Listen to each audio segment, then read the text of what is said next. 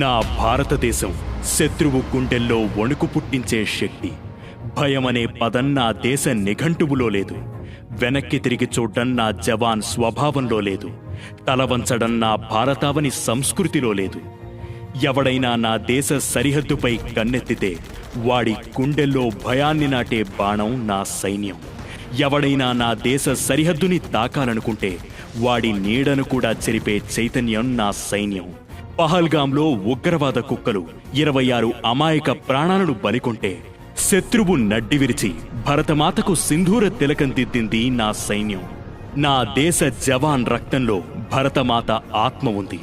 అతని శ్వాసలో భారత్ మాతాకి జై నినాదం ఉంది. అతని ప్రతి అడుగులో శత్రువును చీల్చే సంకల్పం ఉంది. ఓ భారత జవాన్, దేశానికి కాపలాగా మీరు మా కోసం చేస్తున్న ఈ సేవ మేము ఎన్నటికీ మరువం. జై